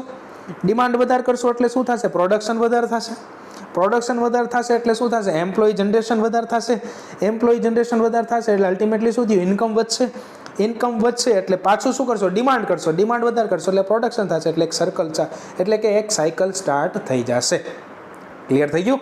હવે એનાલિસિસ તમારા ઉપર મૂકું છું કે આમાં સરકારે લોકો પાસે આ મેટરમાં પૈસા પહોંચાડવાની ટ્રાય કરી છે. હું અત્યારે આખા લેક્ચરમાં એક જ વસ્તુ શીખવાડીશ કે લોકો પાસે પૈસા સરકારે વધારવા માટે ડાયરેક્ટલી અને ઇનડાયરેક્ટલી મેથડ લીધેલી છે. આપણે ઇનડાયરેક્ટલી મેથડ ભણીએ છીએ. તો આ જે ઘટના થઈ આમાં પહેલો પાર્ટ જોયો. હવે બીજો પાર્ટ ઉપર જઈએ કે વર્કર સાઈડમાં શું સરકારે ફેરફાર કર્યો. વર્કર સાઈડમાં એટલે ઓલું બિઝનેસ સાઈડમાં ફેરફાર કર્યો. આ વર્કર સાઈડ જોઈ લઈએ. એમાંય કન્ડિશન મૂકેલી હતી કે જો એમ્પ્લોયરની સેલેરી 15,000 કરતાં વધારે હોય, મતલબ પહેલાં આની આગળની જે સ્કીમ ભણી ગયા આપણે એમાં 15,000 કરતાં ઓછીની વાત હતી. આમાં એમ કીધું છે કે જો એમ્પ્લોયરની સેલેરી 15,000 કરતાં વધારે હોય તો સામાન્ય પરિસ્થિતિમાં ઈપીએફ કેટલું એમ્પ્લોયર દ્વારા ભોગવવામાં આવતું? 12%, અને 12% કંપની નાખતી. કંપનીની વાત નથી કરતા આપણે, એમ્પ્લોયર સેક્ટર જે 12% રહ્યું ને એની વાત કરીએ છીએ. શું નવો ફેરફાર આપ્યો? નવો ફેરફાર એ આપ્યો સરકારે કે જે 12% કપાય છે તમારું, જો તમારી સેલેરી 15,000 કરતાં વધારે હોય તો તમારું જે ઈપીએફ 12% કપાતું એમાંથી હવે ઈપીએફ 10% જ કપાશે આવતા 3 મહિના માટે. ના સમજાણું નહીં સાહેબ, હજી એકવાર રિપીટ કરો. 12% ઈપીએફ તમારું જે કપાય છે નોર્મલ સિચ્યુએશનમાં, અને જો તમારી સેલેરી 15,000 કરતાં વધારે છે, આ કોવિડના પીરિયડ દરમિયાનની જ વાત છે, તો હવે 12% નહીં ભરવાનું તમારે કેટલું ઈપીએફ ભરવાનું? 10% જ. મતલબ 2% ઈપીએફ તમારું ઓછું કપાશે. વાહ, 2% ઓછું કપાણું. મની કેમ વધ્યા? ચાલો મની નહીં સમજવાનું ટ્રાય કરો. 2% ઓછું કપાય તમારી પાસે જે ઈપીએફ, એટલે ઓછું કપાય એટલે સીધી જ વસ્તુ છે. આ જ વસ્તુને આ પરિભાષામાં સમજી શકાય. Money supply with people is increasing. 2% નથી કાપ્યું એ તમારા ખાતામાં જ પડ્યા ને, તમારા ખાતામાં પૈસા પડ્યા એટલે આપણે શાંતિથી બેસીએ જ નહીં. શું કરીએ? પૈસા હોય એટલે ઉલાળો આવે એટલે શું કરીએ છીએ ભાઈ? ડિમાન્ડ વધારીએ એટલે શું વધશે? પ્રોડક્શન વધે એટલે સીધી વસ્તુ છે નવા એમ્પ્લોયમેન્ટ એટલે રોજગાર ઊભો થશે. રોજગાર ઊભો થાય એટલે આવક વધશે, ને આવક વધશે એટલે પાછું શું કરશું? ડિમાન્ડ કરશું. આ બે રીતેથી તમને સમજાવવું જોઈએ. વિડીયોને પોઝ કરો અને હજી એકવાર સમજવાની ટ્રાય કરો ઇનડાયરેક્ટલી કઈ રીતે પૈસા આપવાની ટ્રાય કરે છે. ચાલો હવે આના પછીનો જે પેજ છે એના ઉપર ડિસ્કસ કરીએ. પહેલો પાર્ટ આપણે જે ડિસ્કસ કરવા જઈ રહ્યા છીએ હજી આ જ સેક્ટર ચાલે છે, રિલીફ ઇકોનોમી સેક્ટરમાં. અને જે ત્રીજો સેક્ટરની જે વાત કરી હતી હતું એગ્રીકલ્ચર સેક્ટર. અને એગ્રીકલ્ચર સેક્ટરમાં સરકારે ડાયરેક્ટલી રૂપિયા નથી આપ્યા, પણ એવું કીધું છે કે એગ્રીકલ્ચર ઇન્ફ્રાસ્ટ્રક્ચર સુધારવા માટે 1 લાખ કરોડ આપશું. એટલે ઇનડાયરેક્ટલી જ વસ્તુ થાય. ઇન્ફ્રાસ્ટ્રક્ચર સુધરશે તો ખેડૂતોને ડાયરેક્ટલી બેનિફિટ નહીં થાય, પણ ઇનડાયરેક્ટલી બેનિફિટ થશે. ખેડૂતો પાસે પૈસા વધશે એટલે આપણે જે આખી સાયકલ જોઈ ને એ વસ્તુ આમાં પણ રિપીટ થશે. એટલે આપણે આ વસ્તુને અહીંયા આપણે શોર્ટ એન્ડ સ્વીટ ભાષામાં સમજવાની ટ્રાય કરીએ કે જે ત્રીજી વાત થઈ હતી, પહેલી વાત કઈ વાત આપણે જોઈ થોડીક વાર પહેલાં, આની પહેલાં જોયું એમએસએમઈ સેક્ટરમાં 3 લાખ કરોડ આપ્યા. બીજું ઈપીએફ સ્કીમમાં જે ફેરફાર કર્યો એ, અને ત્રીજું એગ્રીકલ્ચર સેક્ટરની અંદર સરકાર ઇન્ફ્રાસ્ટ્રક્ચર માટે કેટલા રૂપિયા આપશે? 1 લાખ કરોડ રૂપિયા આપશે. આગળ જઈએ. હવે જે આપણે મેઇનલી ટોપિક ડિસ્કસ કરવાનો છે, ટોપિક આવો કંઈક છે, ઇકોનોમી સ્ટિમ્યુલસ ભણવા જઈ રહ્યા છે, પમ્પિંગ કરી રહ્યા છે આપણે ઇકોનોમીમાં. એમાંય પર્ટિક્યુલરલી કોમ પમ્પ કરે છે? ગવર્મેન્ટ ભણવો છો આપણે. ગવર્મેન્ટમાં જે મેં તમને ભણાવી દીધો એ આ પાર્ટ આખો ભણાવી દીધો, રિલીફ સેક્ટરને આપી દીધું. હવે બીજો પાર્ટ જે મારે તમને ડિસ્કસ કરવો છે એ સરકારે ટેક્સેશન સિસ્ટમમાં શું ફેરફાર કર્યો કે જેથી આખી સિસ્ટમની અંદર પૈસા વધે. તો જો બસ આ જ વસ્તુને હું તમારી સાથે ડિસ્કસ કરવા જઈ રહ્યો છું. ચાલો જો આપણે શું કહેવા માગીએ છીએ આ વસ્તુમાં. ટેક્સેશન સિસ્ટમની અંદર શું ફેરફાર છે? તો ટેક્સેશન સિસ્ટમને સમજવા માટે આપણે આ રીતનું મુદ્રા સ્કીમ ઉપર જવાનું છે. ઘટના કંઈક આવી એક લીધેલી છે સરકારે, ઇન્ટરેસ્ટ સબમિશન ફોર ધી મુદ્રા શિશુ લોન.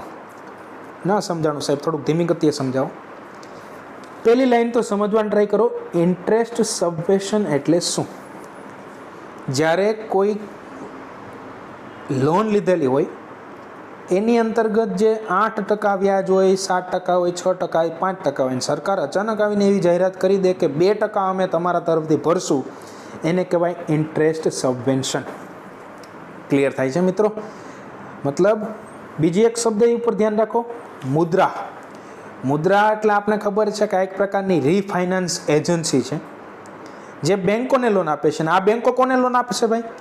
જેને નાના મોટા ઉદ્યોગો છે એ ઉદ્યોગોને લોન આપશે. એમાંય પર્ટિક્યુલરલી મુદ્રાની અંતર્ગત 3 પ્રકારની કેટેગરી પાડવામાં આવેલી હતી. એમાંય શિશુ પાર્ટ છે એનો, એમાં ઇન્ટરેસ્ટ સબવેન્શન યોજના સરકારે નાખેલી છે. એક સરળ ભાષામાં સમજાવી શકાય તો આમ સમજાવી શકાય કે મુદ્રા યોજનાના શિશુ ભાગની અંદર સરકારે કંઈક અમુક ઇન્ટરેસ્ટ માફ કરેલા છે. આવું એક સરળ ભાષામાં સમજી શકાય. હવે આ યોજના આવી ને તો અમુક વખત મિત્રો કહેતા કે સાહેબ યોજના પણ પેરેલલ થોડુંક ડિસ્કશન આપતા જાઓ જેથી અમારી તૈયારી થોડીક વ્યવસ્થિત થઈ જાય. તો ચાલો જોઈ લઈએ. મુદ્રા યોજનાની શરૂઆત 2015માં થઈ હતી. એનો ઉદ્દેશ્ય શું હતો? સ્વરાજ કરતા ઉદ્યોગને લોન આપવી અને રોજગારી વધારવી. એની અલ્ટિમેટલી શું છે કે ભાઈ કોઈ વ્યક્તિ પોતાની જાતે ઉદ્યોગ કરવા માગતો હોય તો એને લોન આપવી, જેથી શું થાય, એની રોજગારી વધશે, એની પછી પૈસા વધશે. આજે હું તમારી સાથે વાત કરું છું ને આ 3 સેક્ટરની વાત છે. આમાં 3 પાર્ટ હતા, શિશુ, કિશોર અને તરણ.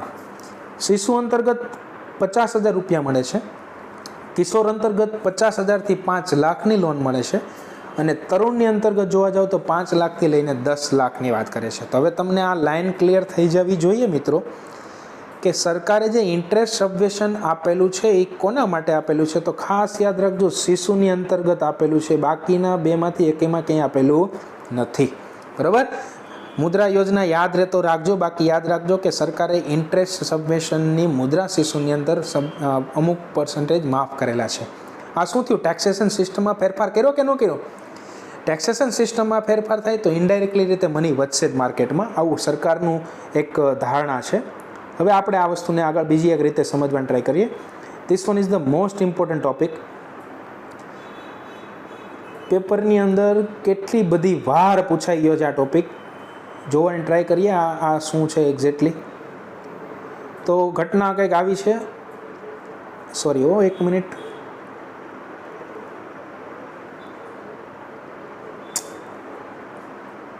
યસ,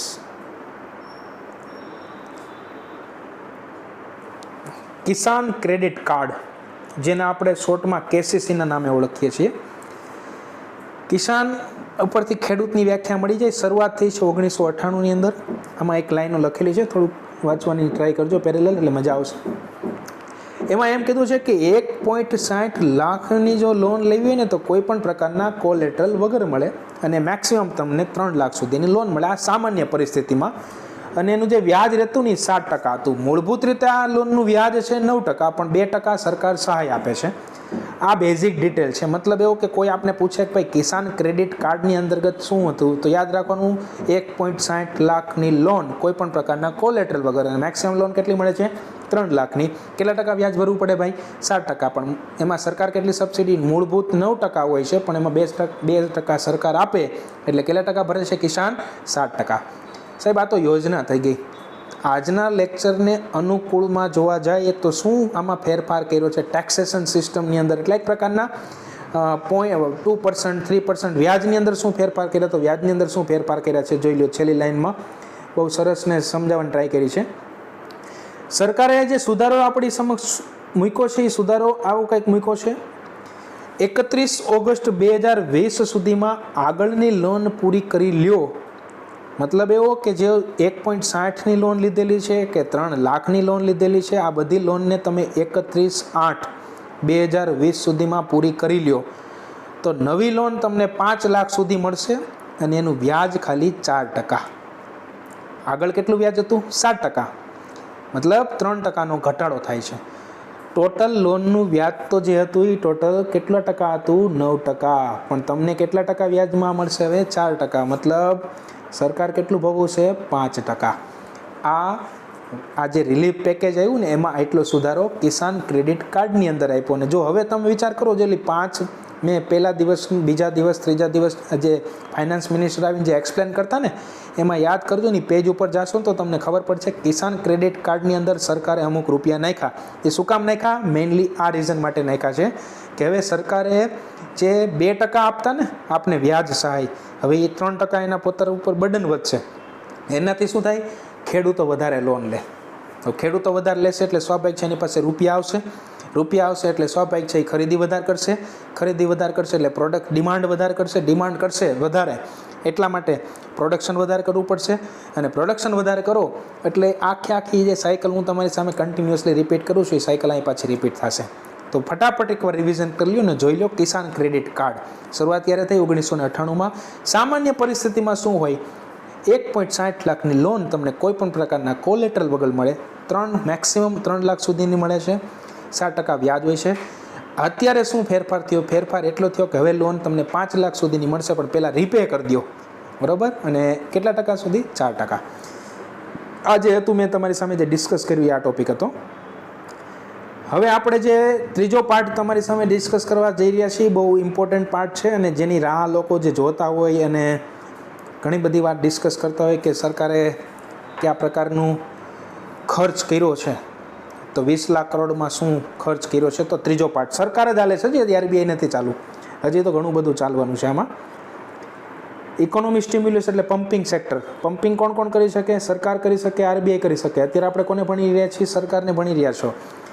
આપણે ટેક્સેશન સિસ્ટમની વાત કરી ગયા, આપણે ઇકોનોમિક સેક્ટરની વાત કરી ગયા, ને હવે જે આપણે વાત કરવાની છે કે સરકાર સ્પેન્ડ એટલે કે કયા પ્રકારનું વેલફેર સ્કીમો ચલાવી, કેટલું રિલીફ આપ્યું છે, એના ઉપર ડિસ્કસ કરવા જઈ રહ્યા છીએ. તો ચાલો જોઈએ શું આપણે આ વસ્તુને એક્સપ્લેન કરીએ અને ડિસ્કસ કે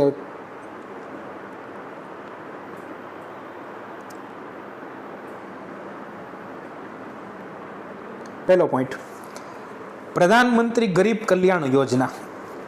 પ્રધાનમંત્રી ગરીબ કલ્યાણ યોજનાની અંદર શું ફેરફાર આવ્યો?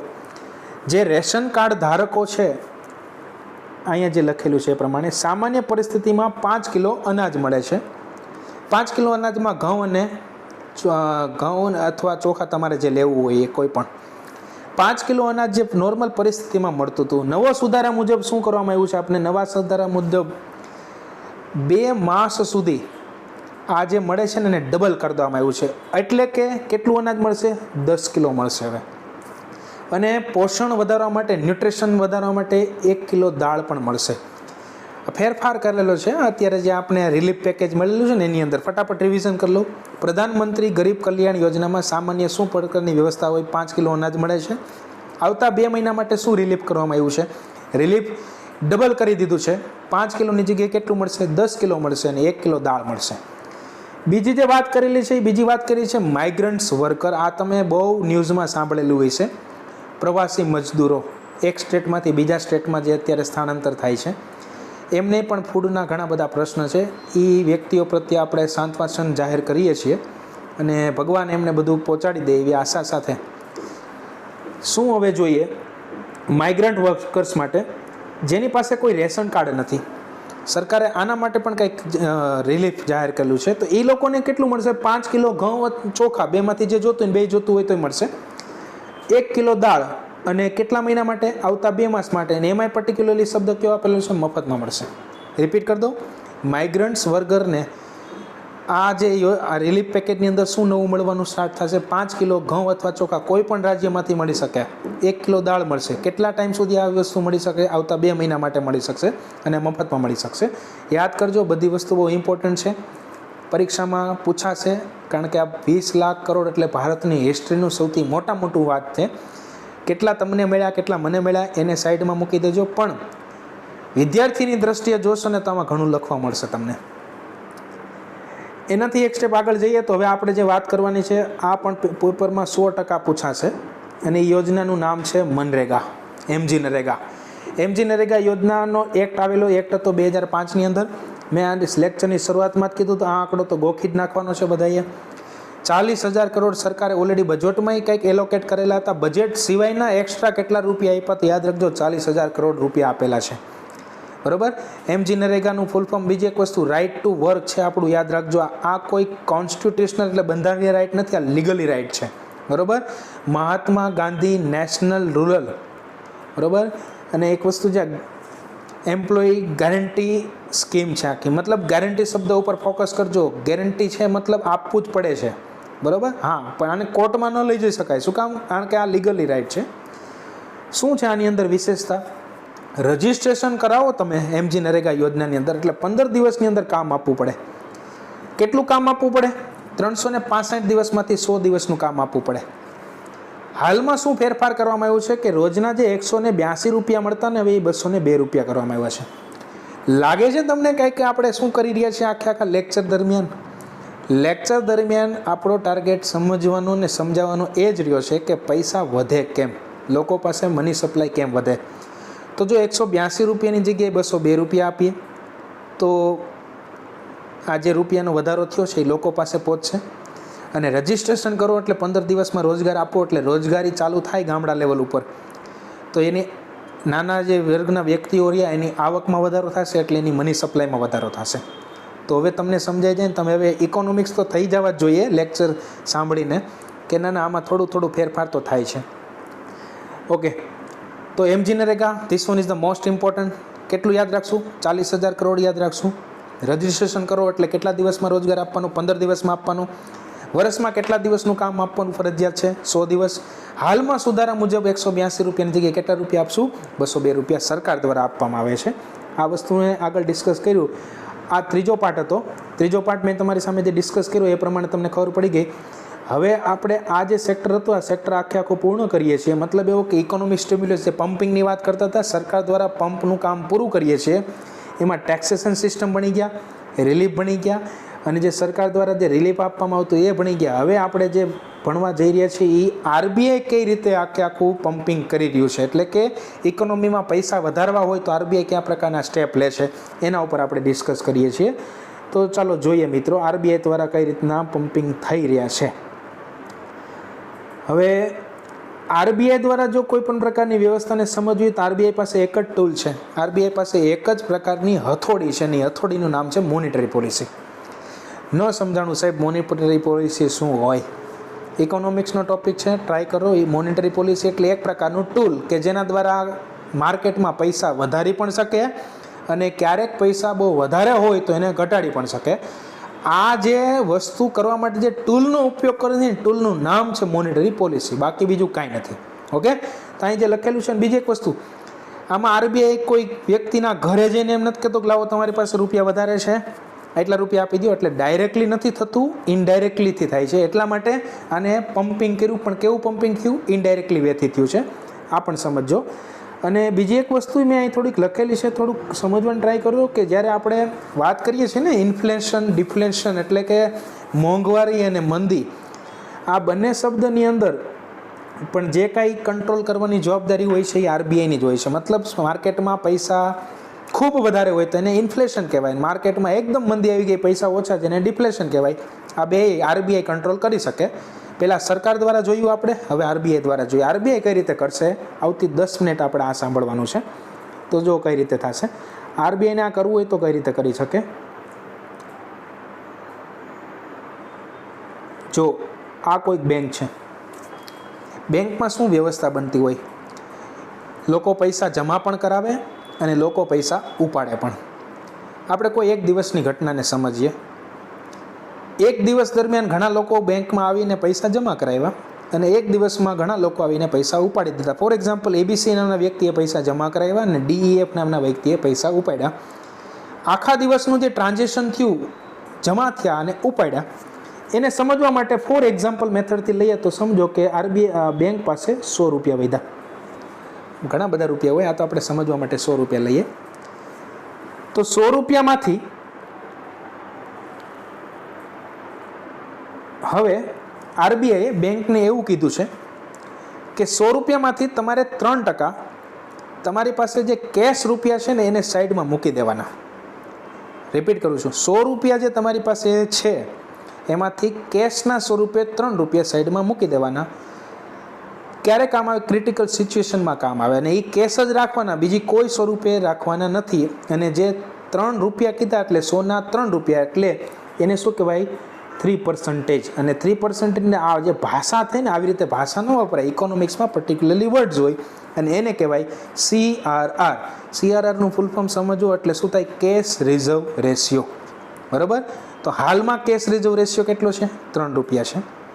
આવું નવું જે બીજું ટૂલ વપરાય છે, બીજા ટૂલનું નામ છે, એનું નામ છે સ્ટેચ્યુટરી લિક્વિડિટી રેશિયો, જેને શું કહેવાય? SLR કહેવાય. હાલમાં આ રેશિયાની વેલ્યુ છે 18.50%. મતલબ હજી એકવાર રિપીટ કરીએ, એક્ઝામ્પલ એનું એ જ છે.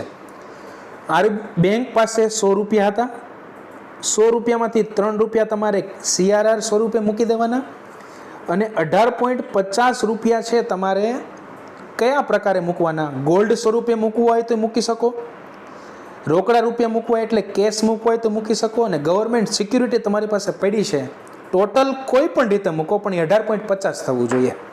સમજાઈ ગયું આખી વાત? તો હવે આપને એમ થાય સાહેબ આપણે ટોપિકને તમે ડાયવર્ટ કરી રહ્યા છો, કારણ કે તમે ભણાવો છો મની સપ્લાય વધારવાની, આ તમે ક્યાં બેન્કિંગ સેક્ટરમાં જતા રહ્યા? CRR ને SLRની વાત કરો છો. ચાલો એને સમજવાની ટ્રાય કરીએ. આરબીઆઈ કઈ રીતે આ પૈસા વધારે ઘટાડી શકે. હાલમાં 3% છે. બેંક પાસે કેટલા રૂપિયા હતા? 100 રૂપિયા. 3 રૂપિયા જમા કરવા, અહીંયા 18.50, એટલે આમ ઓલ ઓવર સર્વે કરવા જાઓ ને તો 10 લેવા જાઓ તો 21.50 રૂપિયા જેવું બેંકે રૂપિયા સાઈડમાં મૂકી દેવાના. બેંક પાસે જે 80 રૂપિયા વધ્યા ને એ લોન આપી શકે. અહીં સુધી રેડી? હવે જો આરબીઆઈ કયા પ્રકારનું ટૂલનો યુઝ કરે. જો માર્કેટમાં રૂપિયા વધારવા હોય તો આરબીઆઈ નવું જાહેર કરે. નવું જાહેર શું કરે કે અહીંયા જે 3% રહ્યા ને, હવે હું અહીંયા કરી નાખું છું 2%, બરાબર? અને 18.50 રહ્યા ને ત્યાં હું કરી નાખું છું 15%. ક્લિયર થાય છે? નવા નિયમ પ્રમાણે આરબીઆઈ આવું કરી શકે. એ એમ કહે છે કે કેશ 2% રાખો અને એસએલઆર છે એ તમારું 15% રાખો ને બેનો સરવાળો કરો એટલે 17 રૂપિયા થયા. તો બેંક પાસે જે 100 રૂપિયા છે એમાંથી 17 રૂપિયા સાઈડમાં મૂકો. પહેલાં કેટલા મૂકતા? 21.5 રૂપિયા મૂકતા. હવે કેટલા મૂકશું? 17.5 રૂપિયા મૂકશું. તો તમે બેયની કમ્પેરિઝન કરો અને છેલ્લે કન્ક્લુઝન ઉપર આવો તો સમજી શકાય કે 17 રૂપિયા આરબીઆઈ બેંક સાઈડમાં મૂકે તો બેંકે જે દેવાના થાય માર્કેટની અંદર તો 17 રૂપિયાને બાદ કરતાં નિયર અબાઉટથી 73 રૂપીસ જેવું થશે. તો એ જે રૂપિયા રહ્યા 83 જેવું થાય, જે કાંઈ રૂપિયા થાય અને એ રૂપિયાને હવે લોન સ્વરૂપે ઉપયોગમાં કરી શકે. અને લોન સ્વરૂપે જો ઉપયોગમાં કરશે તો લોકોને વધારે લોન આપી શકશે અને લોકોને જો વધારે લોન આપી શકે લોકો પાસે પૈસા વધશે. સમજાઈ ગયું? આરબીઆઈના ટૂલનો ઉપયોગ કરતા એ એસએલઆર અને સીઆરઆર સાથે રમીને આવી રીતે ઇનડાયરેક્ટલી માર્કેટમાં મની પહોંચાડવાની ટ્રાય કરે છે. બરાબર? હજી એકવાર સમજવાની ટ્રાય કરો. ઘટના શું કીધી છે? કેશના સ્વરૂપમાં રાખવાનું, એસએલઆરના સ્વરૂપમાં રાખવાનું. આમાં એ જો એમ લાગે પૈસા વધારવા છે તો અહીંયા આ 3ની જગ્યાએ ઘટાડો કરી શકે, 18.50ની જગ્યાએ ઘટાડો કરી શકે.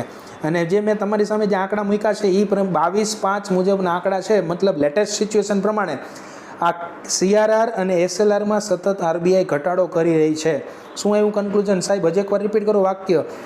સતત આરબીઆઈ સીઆરઆર અને એસએલઆર જે બેન્કોને મેન્ટેન કરવાના હોય એમાં સતત ઘટાડો કરી રહી છે. એટલે કે બેન્કો વધારે લોન આપી શકશે. વધારે લોન વધારે માર્કેટમાં આપવાથી માર્કેટમાં પૈસા વધારે જાય. માર્કેટમાં પૈસા વધારે જાય એટલે લોકો લોન લે એટલે એને પૈસા વધારે મળે. સમજાય છે આખી વાત? અને ઓલી જે હું સાયકલ કન્ટિન્યુઅસલી રિપીટ કરું છું ડિમાન્ડવાળી, એ અહીંયા રિપીટ થશે પાછી. બરાબર? સમજાણું આરબીઆઈ કઈ રીતે કંટ્રોલ કરે છે? આ 2 સેક્ટર આવ્યા અને ત્રીજું સેક્ટર છે એ પણ જોઈ લો. આખું જે વાત કરીએ છીએ આપણે, ત્રીજી જે વાત છે એ સામાન્ય રેપો રેટ ને રિવર્સ રેપો રેટની વાત થાય તો બહુ શોર્ટ એન્ડ સ્વીટ ભાષામાં સમજાવી દઉં. આ કોઈ બેંક છે અને આરબીઆઈ છે, આપણી સેન્ટ્રલ બેંક. બેંકને પૈસાની જરૂર પડે. હા, સામાન્ય આપણે લોકોને જરૂર પડતી, બેંકને પોતાની લોનની જરૂર પડતી હોય ને. આ બેંક કોની પાસે લોન લેવા જાય? તો આરબીઆઈ પાસે લોન લેવા જાય. તો બેંક આરબીઆઈ પાસે 2 પ્રકારે લોન લઈ શકે. એક શોર્ટ ટર્મ માટે લોન લઈ શકે અને લોંગ ટર્મ માટે લોન લઈ શકે. જો હવે ખાસ યાદ રાખજો, આ ટોપિક છે આખો. જો શોર્ટ ટર્મ માટે જો લોન લેશે ને, ટૂંકા ગાળા માટે, એને રેપો રેટ કહેવાય. બરાબર? અને જે લોંગ ટર્મ માટેની જે લોન લેતી હોય એને આપણે શું કહેતા હોય? બેંક રેટ કહેતા હોય. બેંક રેટનું અત્યારે કોઈ ડિસ્કશન નથી, રેપો રેટની. તો રેપો રેટ શું છે? કોઈ પણ બેંક જે આરબીઆઈમાં રજિસ્ટર એના શિડ્યુલ 2 પ્રમાણે 1934 એક્ટના શિડ્યુલ 2 પ્રમાણે હોય તો એ બેંકને આરબીઆઈ લોન આપશે. અને લોન ટૂંકા ગાળા માટે હોય તો હવે સમજો આમાં ક્યાંય ભેગું નથી થતું સાહેબ, હજી એકવાર થોડુંક શાંતિથી સમજાવો. ટૂંકા ગાળા માટેની લોન આરબીઆઈ પાસે લે તો આરબીઆઈ એમ મફતમાં ન આપે. આરબીઆઈ કોઈ ઇન્ટરેસ્ટ રેટ નક્કી કરે. જે ઇન્ટરેસ્ટ રેટ આવ્યા ને એને એના રેપો રેટ કહેવાય. બરાબર? તો અહીંયા જે મેં લખેલું છે એ બધી એ જ વસ્તુ લખેલી છે. શું કીધું છે? જો અહીંયા હજી એક વસ્તુ,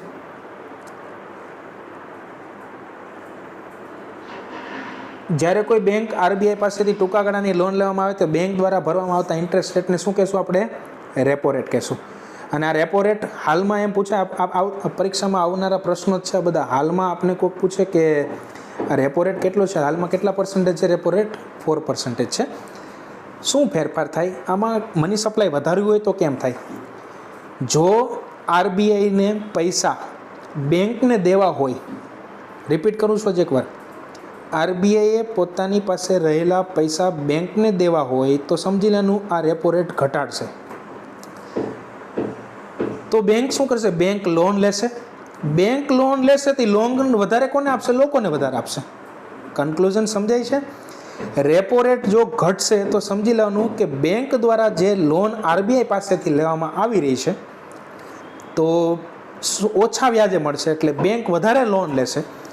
બેંક વધારે લોન લે એટલે એ લોન કોને આપશે? લોકોને આપશે. લોકો પાછા એ રૂપિયાનો ઉપયોગ ક્યાં કરશે? માર્કેટમાં કરશે. માર્કેટમાં કરશે એટલે પાછું સાથે ડિમાન્ડ થશે. ડિમાન્ડ ક્રિએટ થવાથી સીધી વસ્તુ છે પ્રોડક્શનને ડાયરેક્ટલી એમ્પ્લોયમેન્ટથી ઇન્કમ વધશે એટલે આખી સાયકલ માર્કેટમાં ચાલુ થઈ જશે. ક્લિયર થાય છે? એક ટૂલમાં ફેરફાર કરવાથી આ રીતે મની સપ્લાય વધારી શકે આરબીઆઈ. બરાબર, આ પણ યાદ રાખશું આપણે. હવે બીજી એક વસ્તુ છે, આ રેપો રેટ છે તો ઊંધું રિવર્સ રેપો રેટ હોય ને. રિવર્સ રેપનો એટલે કે આરબીઆઈ બેંક પાસેથી લોન લે. બે બાજુ હોય ને ભાઈ. ક્યારેક તમે સમજવાની ટ્રાય કરો તો શું સમજવાનું હોય કે ભાઈ આ બેંકને ક્યારેક પૈસાની જરૂર પડી હોય તો એ આરબીઆઈ પાસે જ લોન લે, પણ ક્યારેક આરબીઆઈને એમ લાગે ને કે આપણે લોન લેવી છે. આવું ક્યારે પરિસ્થિતિમાં થાય ખબર છે? જ્યારે બેંકો પાસે અઢળક રૂપિયા હોય, બરાબર, અને એ અઢળક રૂપિયા જેમ આવે એમ લોકો સુધી પહોંચાડે તો એનો મતલબ આરબીઆઈને હવે એ રૂપિયાને કંટ્રોલ કરવા હોય. ક્લિયર થાય છે કે નહીં? તો કંટ્રોલ કરવા હોય તો શું કરવાનું ભાઈ? એ બેંક પાસેથી રૂપિયા લઈ લેશે ને એના માટેનું જે રેપ નક્કી થયું છે વ્યાજ, એ વ્યાજને શું કહેવાય આપણે? રિવર્સ રેપો રેટને. હાલમાં રિવર્સ રેપો રેટ પૂછાય તો કેટલું થાય? 3.35%. હાલમાં રિવર્સ રેપો રેટનો ઉપયોગ નથી કરવાનો એટલા માટે કારણ કે બેંકો પાસે રૂપિયા ખેંચવાના નથી, બેંકોને રૂપિયા દેવાના છે. સમજાઈ ગયું મિત્રો? આ કઈ પોલિસી હતી? આરબીઆઈની મોનેટરી પોલિસી હતી. આરબીઆઈની જે મોનેટરી પોલિસી હતી ને એ આજે એકવાર સમજી લેજો. આરબીઆઈ દ્વારા રૂપિયાનું આવી રીતે શું થાય છે? કંટ્રોલ થાય છે. અને બીજી એક વસ્તુ, અહીંયા શું કામ મેં તમારી સામે આ ટોપિકને કન્ટિન્યુ કર્યું 20 લાખ કરોડના પેકેજ સાથે? કારણ કે તમે આપણા ફાઇનાન્સ મિનિસ્ટરની જો સ્પીચ સાંભળજો ને તો એમાં એમ કહે છે કે આરબીઆઈએ લીધેલા પગલાં પણ 20 લાખ કરોડની અંદર કન્સિડર કરવામાં આવે છે. જો એની સ્પીચની અંદર આ વસ્તુનો ઉલ્લેખ કરતા હોય તો આપણી જવાબદારી આવે કે આરબીઆઈ કઈ રીતે પૈસાને વધારે છે માર્કેટની અંદર. તો યાદ રાખવાનું, આરબીઆઈ કઈ પોલિસીનો ઉપયોગ કરશે માર્કેટમાં પૈસા વધારવા માટે? મોનેટરી પોલિસીનો ઉપયોગ કરે. મોનેટરી પોલિસીની અંદર એ શું કરશે? એની પાસે કયા કયા પ્રકારનું છે? એની પાસે CRR, SLR, રેપો રેટ, આ 3 ટૂલનો ઉપયોગ કરીને હાલમાં આરબીઆઈ શું કરે છે? માર્કેટમાં મની સપ્લાય વધારી રહ્યું છે. ત્રણેયમાં શું કરવું પડશે? ત્રણેયમાં સતત ઘટાડો કરવો પડશે. જો CRRમાં ઘટાડો કરશો તો કેશ ઓછું રાખવું પડશે બેંકને. SLRમાં ઘટાડો કરશો તો પણ એને ગવર્મેન્ટ સિક્યુરિટી, ગોલ્ડ અને રોકડ ઓછું રાખવું પડે જેથી શું છે? લોકોને લોન વધારે આપી શકશે. સેમ ટુ સેમ આરબીઆઈ જે બેંકને લોન આપે છે એ ઓછા વ્યાજે આપશે તો બેંકો વધારે લોન આરબીઆઈ પાસેથી લેશે અને આ લોનનો ઉપયોગ કરીને બેંક લોકોને માર્કેટમાં વધારે રૂપિયા આપે છે. સમજાઈ ગયું મિત્રો? પૂરેપૂરું શાંતિથી સમજાવવાની ટ્રાય કરું છું. વિડીયોને સરસ રીતે એન્જોય કરજો, બહુ મજા આવે એવો ટોપિક છે. આગળ જઈએ આપણે. આ આરબીઆઈનો કંટ્રોલ જોઈએ. હવે આગળ જઈએ પાર્ટ 2. હવે આ વસ્તુને સમજવું હોય તો આ એક્ઝેક્ટલી છે શું? અત્યાર સુધી તમે જે ભણતા હતા એ શું હતું? ઇનડાયરેક્ટ મેથડ હતી. ઇનડાયરેક્ટ મેથડ એનો મતલબ શું થતું હતું કે સરકારે જે રૂપિયા પબ્લિકને પહોંચાડવાના છે મની સપ્લાય, એમાં સરકારે પ્રયાસ કરે છે, આરબીઆઈ પણ પ્રયાસ કરે છે, પણ આ મેથડ કેવી હતી? ઇનડાયરેક્ટ મેથડ હતી. હવે જે મારે તમને જે એક્સપ્લેન કરવી છે એ ડાયરેક્ટ મેથડ છે. આ પાર્ટ 2 છે. અને આ જે લેક્ચરની શરૂઆતમાં જ મેં કીધું હતું, જ્યારે લોકોને ડાયરેક્ટલી રૂપિયા આપવામાં આવે ને એ જે શબ્દ વપરાય છે ને એ શબ્દનું નામ છે ઇકોનોમી રિલીફ. બરાબર? આર્થિક સહાય થઈ એક પ્રકારની. કેટલી રીતે સરકારે આ પેકેજની અંતર્ગત અથવા જેટલી યોજનાઓ હતી એની અંદર શું શું સહાય આપી છે ડાયરેક્ટલી પૈસા પહોંચાડવાની, તો આપણે એક પછી એક ડિસ્કસ કરવાની ટ્રાય કરીએ. તો ચાલો જોઈએ શું છે આમાં. સૌથી પહેલાં પેલી જે વાત આવી છે એ વાત આવી છે પ્રધાનમંત્રી જનધન યોજના.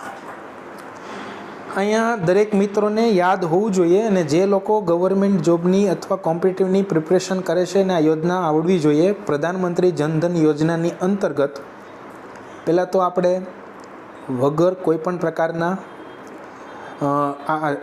ગ્રીનિસ બુક ઓફ વર્લ્ડ રેકોર્ડમાં નામ આવેલું છે પ્રધાનમંત્રી જનધન યોજનાનું.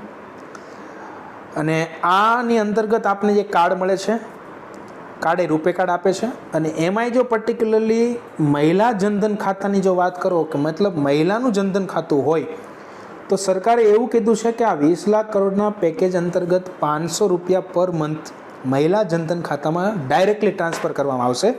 અને કેટલા મહિના સુધી ટ્રાન્સફર કરવામાં આવશે? 3 માસ સુધી ટ્રાન્સફર કરવામાં આવશે. પ્રધાનમંત્રી જનધન યોજનાની અંદર કોઈ પણ પ્રકારનું બેંક બેલેન્સ રાખવાની જરૂર પડતી નથી. એનાથી વિશેષ નવો સુધારો હમણાં આવેલો તો એ મુજબ હતો પ્રધાનમંત્રી જનધન યોજનાની અંદર ઓવરડ્રાફ્ટ ફેસિલિટી પહેલાં 5,000 હતી, હવે 10,000 સુધી કરવામાં આવી છે. મતલબ તમારા ખાતામાં કાંઈ રૂપિયા ન હોય પણ તેમ છતાં તમે 10,000 રૂપિયા સુધી ઓવરડ્રાફ્ટ ફેસિલિટી કરી શકો.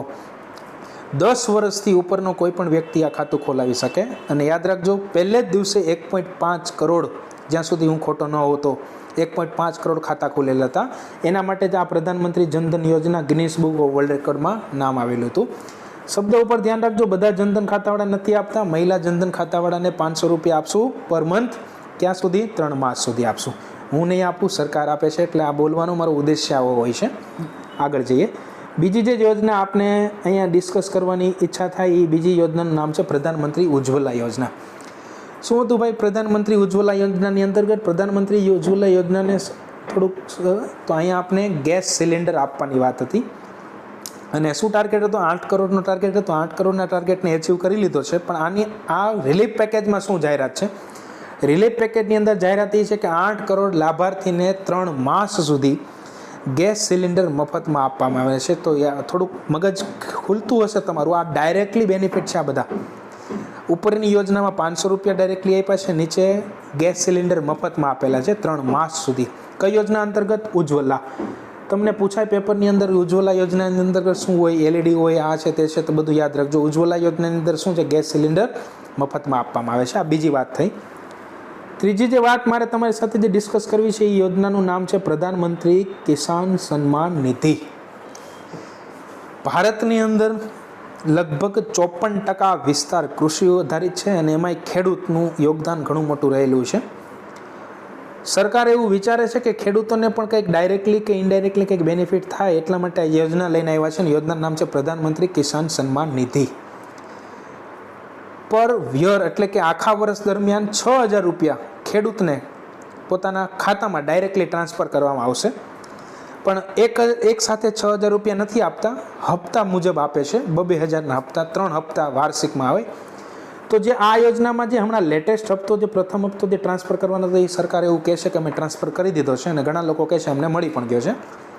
અને બીજું પણ યાદ રાખજો, ગુજરાત સરકારે પણ ખેડૂતોના ખાતામાં 1,000 રૂપિયા એક્સ્ટ્રા ટ્રાન્સફર કરેલા છે. એ પણ યાદ રાખજો. આવું લખવામાં કામ આવે અથવા પૂછાય તો થોડુંક આવી નોલેજ હોય તો આપણે આ સપોર્ટિંગ સિસ્ટમ તરીકે કામ કરે. તો પ્રધાનમંત્રી કિસાન સન્માન નિધિ શું છે?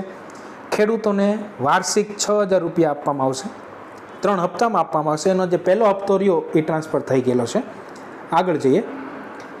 જે કાંઈ બીજી કાંઈ વાત થઈ છે એ આ પ્રકારની વાત થઈ છે.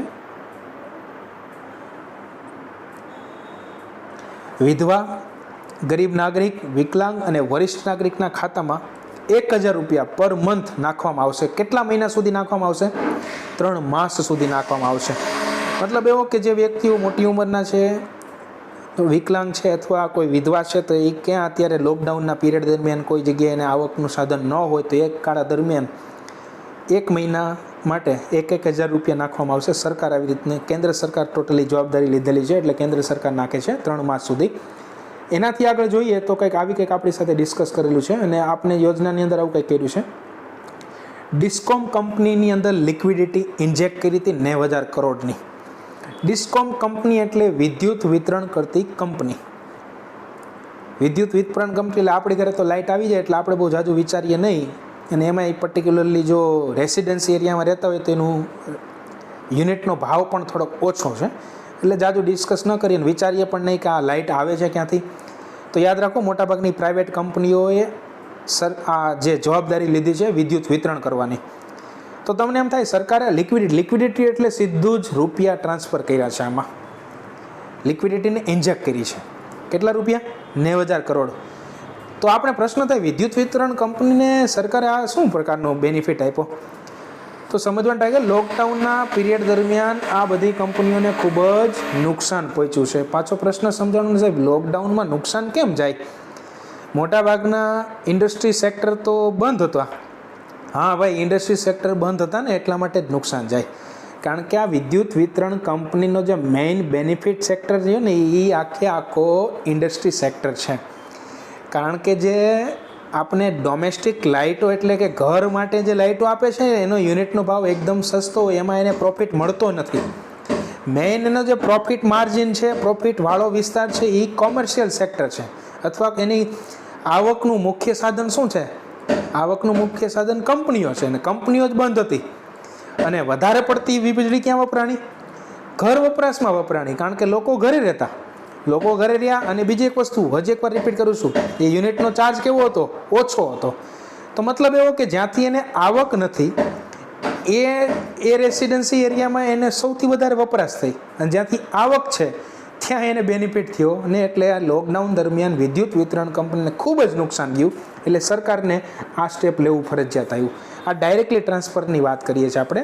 અને જે છેલ્લી જે મને લાગ્યું એટલા માટે મેં લખ્યું, જરૂર નથી કે ઇન્કમ ટેક્સ રિટર્નવાળી વસ્તુ ડાયરેક્ટમાં લઈ શકાય, પણ સમજી લો તો આ સમજાઈ જાય એવું છે. ઇન્કમ ટેક્સ રિટર્ન જે પર્ટિક્યુલરલી ઇન્ડિવિજ્યુઅલ પર્સન અથવા કોઈ કંપનીને ઇન્કમ ટેક્સ રિટર્ન ભરવાનું હોય છે એની મુદતમાં વધારો કર્યો છે 30 નવેમ્બર 2020 સુધી.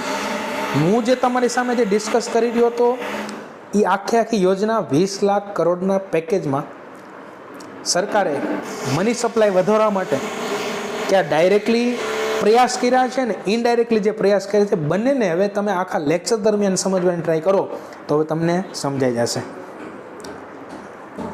તો મિત્રો, આ જે બધી વસ્તુ હતી મેં આજના લેક્ચરમાં સંપૂર્ણ પ્રયાસ કર્યો છે 20 લાખ કરોડના પેકેજને નાના લેવલ ઉપર સમજાવવા માટે. એમાં ડાયરેક્ટલી ઇનડાયરેક્ટલી આરબીઆઈ, સરકાર અને જે ડાયરેક્ટ બેનિફિટ થયા છે, એવી આશા રાખું છું કે લેક્ચરમાં તમે મજા આવશે, એન્જોય કરશો અને ઇકોનોમિક્સને સમજવાની ટ્રાય કરશો. અને આના જે પોલિટિકલ આસ્પેક્ટ છે હવે એ તમે તમારી રીતે વિચારી શકો કેટલું બેનિફિટ થશે, કેટલું. અને જો આ પ્રકારે જ કામ થશે, આ પ્રકાર જે સરકારની મનસા છે એ પ્રમાણે જો આગળ વધશે તો ઇકોનોમી બૂસ્ટઅપ થશે કે નહીં થાય એ આવતા પીરિયડમાં, એટલે કે આવતા સંજોગોમાં આપને જાણવા મળશે.